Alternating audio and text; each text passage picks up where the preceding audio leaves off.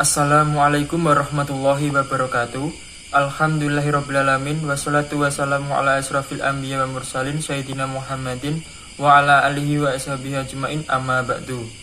Kami dari kelompok 2 yang beranggotakan As'ad Nafiuddin dengan NIM 101200150,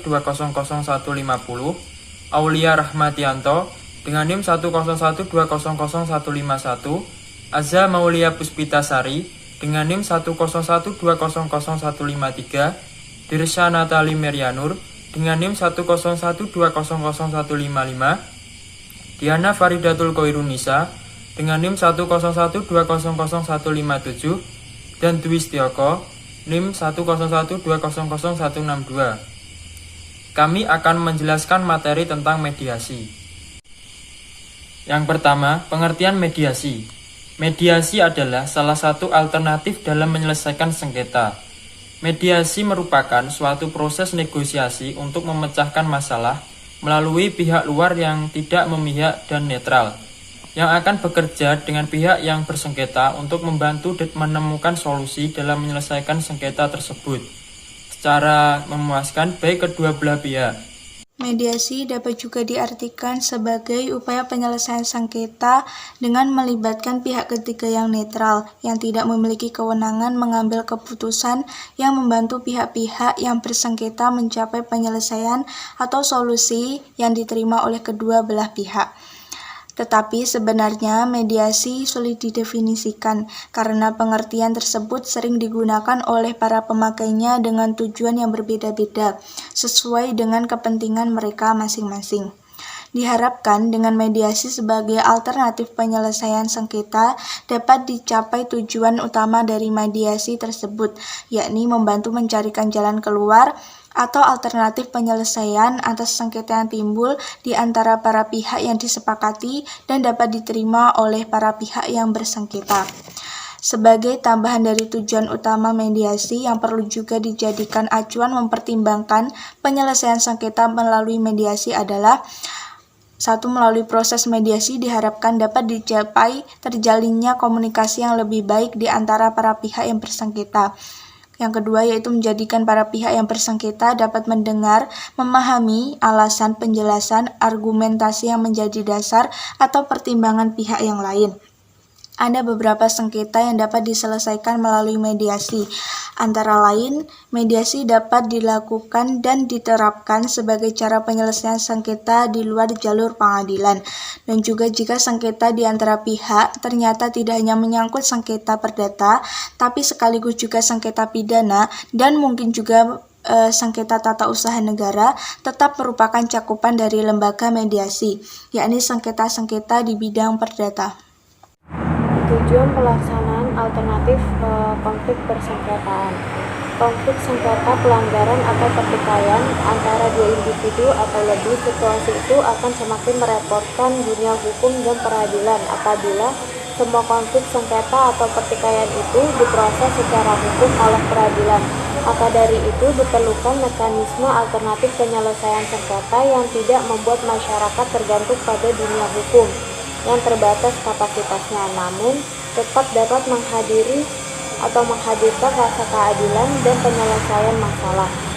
Tentunya mekanisme tersebut sudah memiliki dasar hukum. Ada 4 faktor yang menjadikan dasar diperlukannya pengembangan penyelesaian sengketa alternatif, yaitu yang pertama sebagai upaya meningkatkan daya saing dalam mengundang penanaman modal di Indonesia. Penyelesaian sengketa alternatif yang didasarkan pada prinsip kemandirian dan profesionalisme bisa menepis keraguan calon investor tentang keberadaan forum penyelesaian sengketa yang reliabel atau mampu menjamin rasa keadilan. Yang kedua, tuntutan masyarakat terhadap mekanisme penyelesaian sengketa yang efisien dan mampu memenuhi rasa keadilan. Yang ketiga, upaya untuk mengimbangi meningkatnya daya kritis masyarakat dalam penetapan kebijakan publik yang menimbulkan perlunya wadah atau mekanisme penyelesaian sengketa untuk mewadahi perbedaan pendapat tersebut.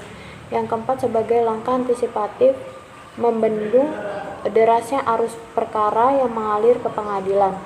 Penyimpangan untuk tidak mempergunakan proses hukum setelah litigasi bahwa diperkirakan akan lebih tepat apabila dalam kondisi atau alasan tertentu bisa dilakukan mekanisme penyelesaian sengketa alternatif. Yang ketiga, eksistensi mediasi dalam penyelesaian sengketa perdata di pengadilan. Mediasi pada pengadilan ini memperkuat upaya perdamaian. Jadi, pengadilan tidak hanya memiliki tugas dalam memeriksa, mengadili, dan memutuskan perkara yang telah diterima, tetapi berupaya mengadakan perdamaian bagi pihak yang bersengketa. Mediasi mendapat tujuan penting dalam Perma Nomor 1 Tahun 2008 karena merupakan bagian yang tidak terpisahkan dari pengadilan dan hakim wajib mengikuti prosedur penyelesaian melalui mediasi. Terdapat alasan melatar belakangi upaya integrasi lembaga perdamaian di pengadilan. Yang pertama, mengatasi penumpukan perkara di Mahkamah Agung. Yang kedua, memberikan kepastian hukum bagi para pihak.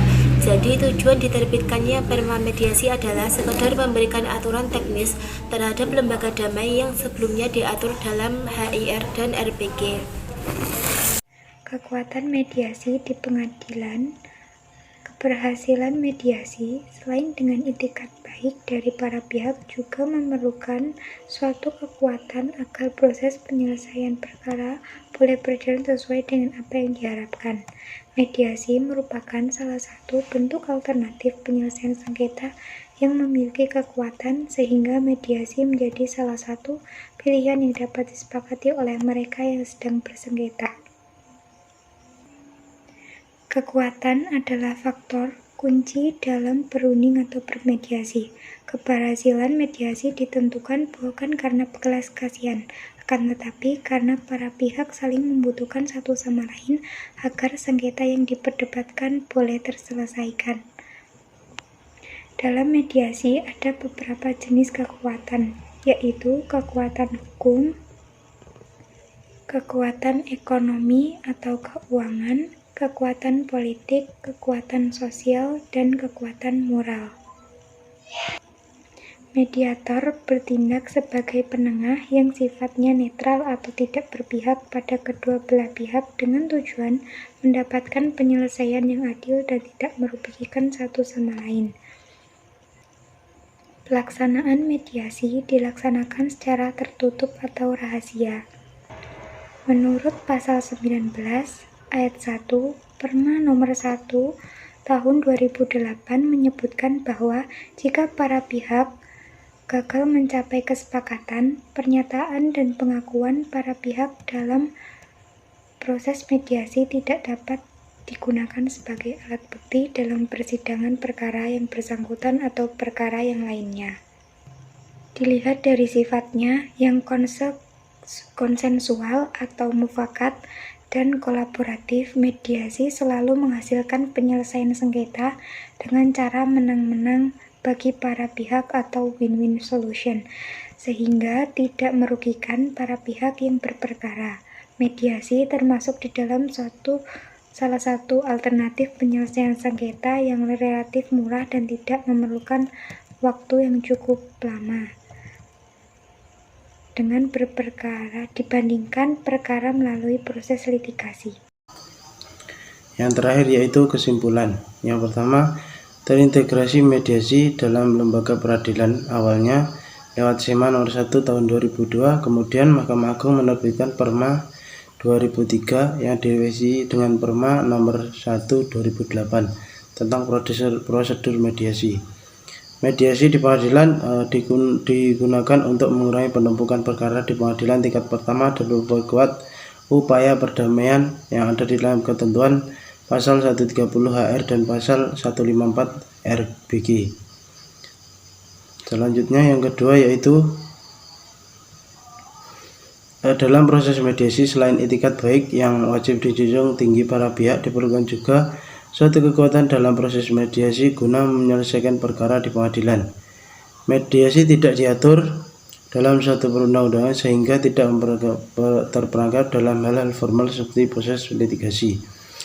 Mediasi dilaksanakan secara tertutup dan para pihak tidak khawatir akan beredar di publik. Sekian presentasi dari kami. Apabila ada kurang dan lebihnya mohon maaf. Billahi taufiq wal hidayah wa ridwal inayah. Wassalamualaikum warahmatullahi wabarakatuh.